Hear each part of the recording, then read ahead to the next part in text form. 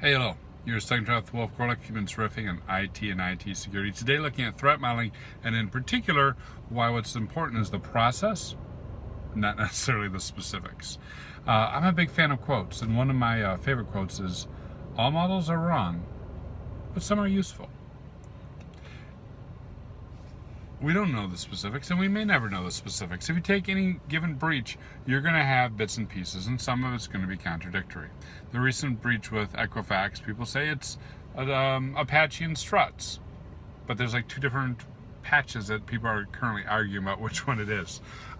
People also say it might have been cPanel. Okay, maybe it was cPanel.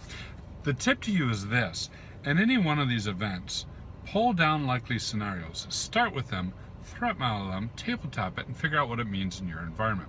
When you do this, it can be very, very useful to get a good handle of what controls you have available. Here's another quote. As a person who's big fan of quotes, plans are useless, but planning is indispensable, right? So we might not have a good model, and we might not be able to follow the plan we make from it.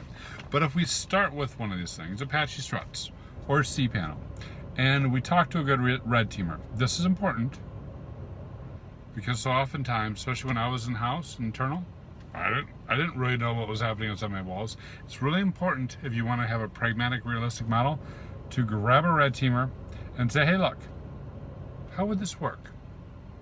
I'm hearing X. What would a realistic breach look like with X? It doesn't have to be exact, right? You're not trying to duplicate what the other bad guys, what the other good guys had done to them by the bad guys.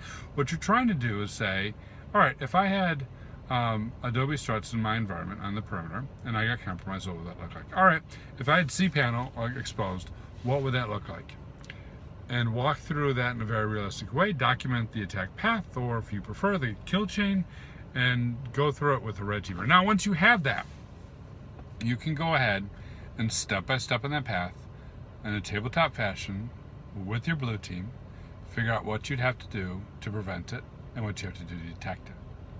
There's a good line that says there's three things that every security control should do. One, it should support the business, right? It should follow the money. It should help the organization protect the revenue it has or gain new revenue.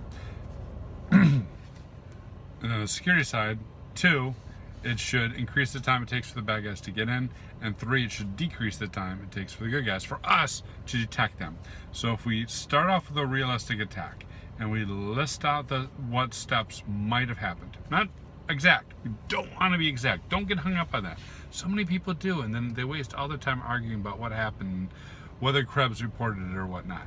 I get that, but what's realistic? If we know this vulnerability happened and it got popped in our environment, what would it realistically look like?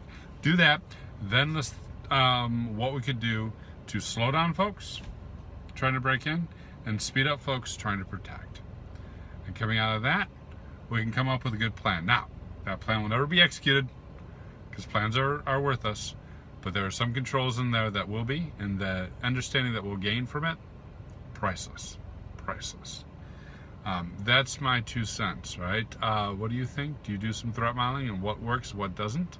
How do you prevent the team from getting hung up on the details of what happened to the other guys and what would happen to us, and stay the course to get a good attack path and kill chain?